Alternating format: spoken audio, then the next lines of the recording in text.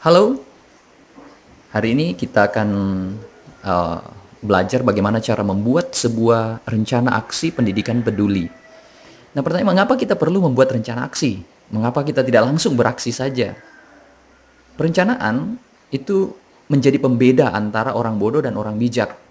Orang bodoh tidak merencanakan aksinya, sehingga tidak terarah, bingung, dan berujung pada kegagalan. Sedangkan orang bijak merencanakan aksinya dengan baik. Dan itu membuat sasaran mereka jelas, kegiatan mereka terarah, dan tingkat keberhasilan dari apa yang mereka lakukan itu lebih terjamin. Bukan hanya itu saja, perencanaan juga membuat niat baik yang kita miliki sebagai seorang pendidik Kristen itu dapat dituangkan dengan nyata dalam bentuk sasaran atau kegiatan. Kita tahu bahwa niat baik yang tidak disertai dengan aksi itu tidak akan membawa perubahan apapun. Sebaik-baiknya niat tersebut tidak akan ada perubahan yang terjadi tanpa aksi. Nah, niat itu dijembatani oleh rencana aksi yang kita buat. Rencana aksi membuat niat baik yang kita miliki itu tertuang atau dinyatakan dalam bentuk aksi. Dan rencana aksi itulah yang akan kita buat atau akan kita pelajari pada saat ini. Nah, pertanyaannya bagaimana membuat sebuah rencana aksi pendidikan peduli, di mana rencana tersebut nantinya tentu saja akan memuat sasaran dan kegiatan apa yang akan dilakukan. Nah, untuk membuat rencana tersebut, kita harus berpikir smart. Nah, bukan hanya itu saja, rencana yang dihasilkan pun juga ini haruslah sebuah rencana yang smart. Nah, smart yang dimaksud adalah S untuk specific, M untuk measurable, A untuk attainable, R untuk realistic, T untuk time bound. Nah, mari kita lihat bagian-bagian rencana aksi SMART ini dengan lebih mendalam.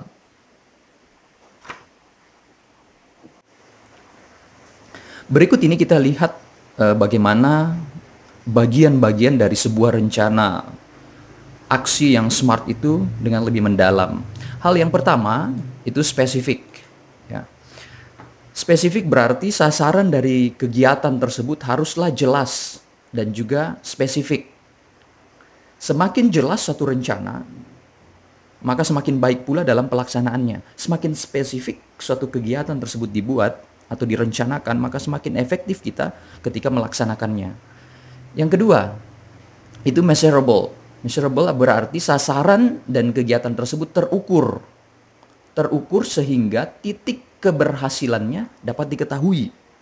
Rencana yang terukur dapat menolong kita mengelola potensi yang kita miliki.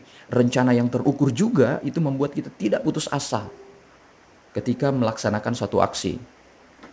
Yang ketiga, itu attainable. Attainable berarti sasaran dan kegiatan tersebut mampu dilakukan dengan potensi yang Anda miliki. Bagian ini menolong kita menyesuaikan kegiatan yang akan dilakukan atau sasaran yang akan kita capai dengan kekuatan yang kita miliki. Attainable memastikan bahwa rencana itu benar-benar dapat kita lakukan. Yang keempat, realistik. Realistik berarti sasaran dan kegiatan tersebut memperhitungkan keterbatasan yang ada dan juga selaras dengan potensi yang ada di sekitar kita. Dan ini berbicara tentang sekitar kita, lingkungan di sekitar kita. Suatu rencana yang realistik itu sesuai atau didukung dengan potensi yang ada di lingkungannya. Kegiatan yang realistis itu cocok dengan berbagai hal di sekitarnya. Sehingga kondisi yang ada ini mendukung kita dalam mengerjakan dan kemudian mencapai sasaran yang kita harapkan. Terakhir adalah time bound. Time bound berarti sasaran dan kegiatan tersebut memiliki target dan batasan waktu. Kapan kegiatan itu dimulai dan bila mana itu berakhir. Time bound juga mencakup frekuensi dari pelaksanaan kegiatan tersebut dan juga durasi berapa lama satu kegiatan itu dilaksanakan. Nah, mari kita menjadi seorang pendidik Kristen yang mempunyai rencana yang smart dan juga memiliki aksi yang smart. Karena itu kita perlu mempelajari bagian ini dengan baik. Nah, akan lebih baik lagi jika saya memberikan sebuah contoh bagaimana membuat sebuah rencana aksi yang smart. Nah, berikut ini saya berikan satu contoh. Jika misalnya ada seorang guru yang memiliki niat baik untuk dapat mengenal siswa-siswinya. Nah, ini niat seorang guru untuk mengenal siswa-siswinya dengan lebih baik. Jika guru ini tidak melakukan aksi apapun, maka tidak akan ada perubahan yang terjadi. Namun jika ia berpikir untuk melakukan suatu aksi, maka lebih baik atau langkah bijak yang dilakukannya terlebih dahulu adalah membuat sebuah rencana aksi yang smart. Jika saya menjadi guru itu, ya, maka penjabaran smart akan saya buat kira-kira demikian. Nah, mari kita lihat penjabaran rencana aksi yang smart itu. Yang pertama, spesifik. Ya, spesifik. Cara sederhana untuk membuat rencana yang spesifik adalah menerapkan pertanyaan 5W. Ya. 5W. What kegiatan apa yang sebenarnya kita lakukan untuk mengenal siswa-siswi? Ada banyak kegiatan yang bisa kita lakukan untuk mengenal siswa-siswi. Mari kita pilih. Mari kita fokus pada satu kegiatan. Misalnya di sini fokus yang dipilih atau fokus yang saya pilih itu adalah mengunjungi rumah siswa-siswi. Mengamati, di dalam kunjungan itu mengamati dan berdialog dengan keluarga atau siswa yang dikunjungi. Kemudian W yang kedua itu why. Mengapa itu penting? Mengapa kunjungan? Mengapa bukan kegiatan yang lain? Mengapa tidak memberikan list isian untuk mereka isi biodata mereka, hobi mereka dan sebagainya? Mengapa harus kunjungan? Nah, di sini kunjungan karena rumah, ya, atau kondisi rumah atau keadaan rumah itu menggambarkan banyak aspek, ya, dari seorang siswi. Karena itu saya memilih kunjungan rumah sebagai cara saya untuk mengenal siswa saya. Kemudian who, siapa yang akan melakukannya, siapa yang akan mengunjungi, dan siapa yang terlibat di dalam kunjungan tersebut? Saya, ya. Who, siapa? Saya yang akan mengunjungi, dan keluarga siswa yang akan dikunjungi. Di mana saya melakukannya? Di mana kunjungan-kunjungan itu dilakukan? Kunjungan itu dilakukan di rumah siswa-siswi. Misalnya kita fokus pada Kecamatan Sawahan.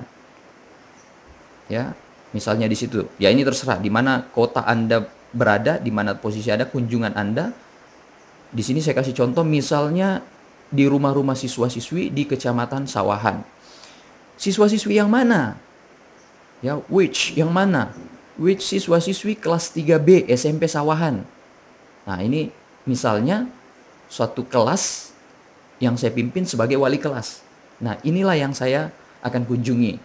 Nah, kira-kira dari bagian ini kegiatan kunjungan yang kita pikirkan atau kegiatan kita untuk mengenal siswa sudah semakin spesifik. Ya, jadi itu berupa kunjungan ke rumah-rumah. Siapa yang dikunjungi adalah keluarga dari siswa-siswi. Apa yang saya lakukan di dalam kunjungan, mengamati dan berdialog. Di mana posisinya, di mana tempat kunjungan itu di Kecamatan Sawahan. Selanjutnya, measurable. Measurable ini berarti saya akan menentukan angka keberhasilan dari proyek aksi ini. Angka tersebut haruslah angka yang memotivasi saya untuk mencapai tujuan. Sebuah angka yang wajar, tidak berlebihan, tidak membuat frustrasi ketika mencoba melakukannya. Jadi, saya menetapkan sasaran atau berapa banyak, ya, berapa kali itu akan dikunjungi. Berapa indikator yang menunjukkan sasaran dari kegiatan tersebut berhasil dilakukan. Nah, di sini saya coba membuat sasarannya itu satu kelas, ya. Kelas yang misalnya saya pimpin sebagai wali kelas. Satu kelas yang terdiri dari 25 siswa. Nah, kegiatannya apa? Satu kunjungan, ya, itu mengunjungi satu rumah dalam tiap kali kunjungan. 2 kali kunjungan dalam tiap minggu. Nah, di sini ada angka-angka. 25 kali kunjungan. Nah, kalau kita lihat 25 siswa berarti ada 25 kali kunjungan. Jadi kira-kira 25 kali kunjungan ini itu dilaksanakan dalam 13 minggu. Karena satu minggu itu adalah 2 kali kunjungan.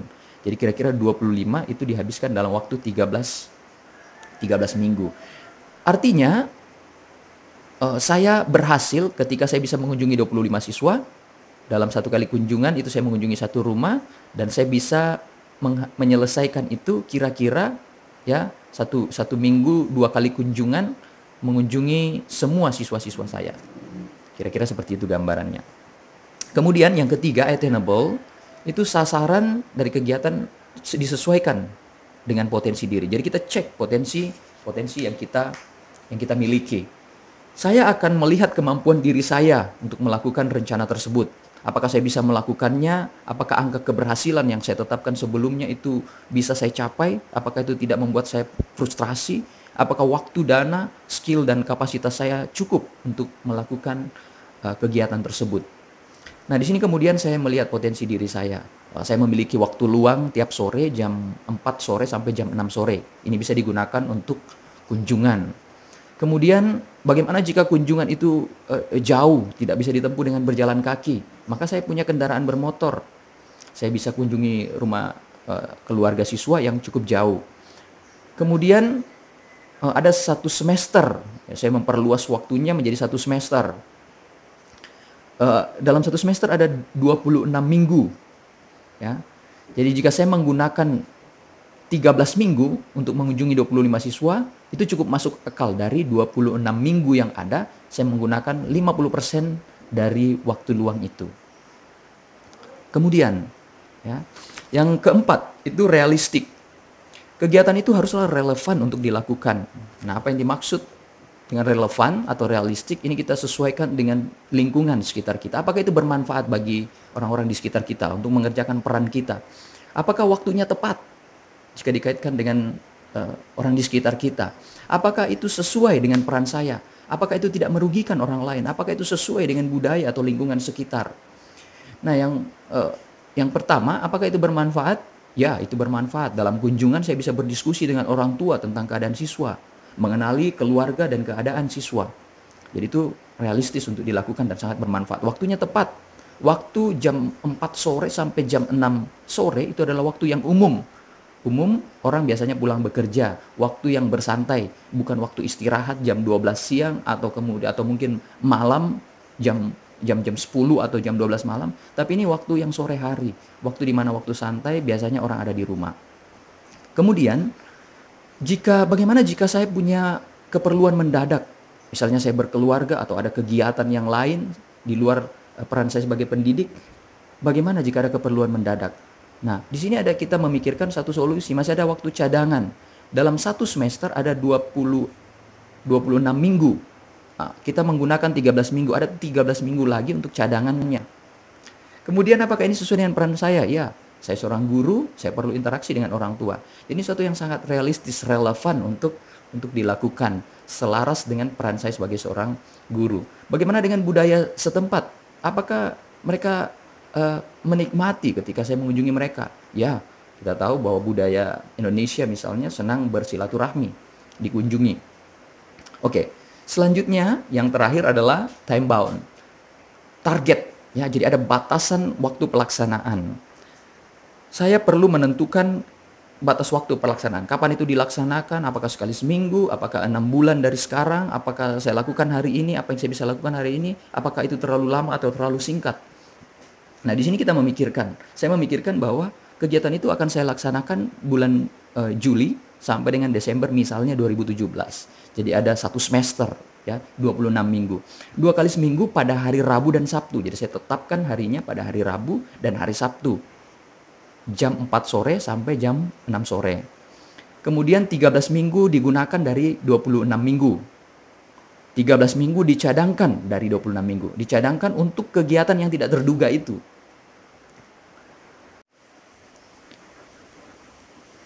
Setelah penjabaran SMART telah selesai, maka saya akan merumuskan sebuah rencana aksi yang terdiri dari sasaran dan kegiatan. Nah, kira-kira sasaran dan kegiatannya itu bisa seperti ini, ya. Sasarannya adalah pengenalan saya bertambah terhadap 25 siswa-siswi kelas 3 SMP Sawahan dalam 1 semester ke depan. Ya, jadi itu sasarannya. Di situ ada 25 angka yang terukur, ya. Kemudian ada waktunya 1 semester ke depan. Kegiatannya selama bulan Juli sampai dengan Desember 2017, saya sebagai wali kelas akan mengunjungi 25 rumah siswa-siswi kelas 3B SMP Sawahan. Nah, itu ya. Dalam satu minggu saya akan mengunjungi 2 kali. Ya, jadi dalam satu minggu ada 2 kali kunjungan, satu rumah pada hari Rabu dan satu lagi pada hari Sabtu. Ya, jadi 2 kali dalam satu minggu. Kunjungan dalam tiap hari itu dilakukan pada jam 4 sore atau 16 sampai jam 6 sore atau jam 16.00. Kira-kira itu batasan waktu kunjungannya. Nah, kemudian di dalam kunjungan itu saya akan berdialog, ya, mengamati dan berdialog dengan keluarga tentang keadaan siswa-siswi tersebut. Ya, kira-kira itu gambarannya, ya. Contoh perumusan sebuah rencana aksi pendidikan peduli. Sampai jumpa.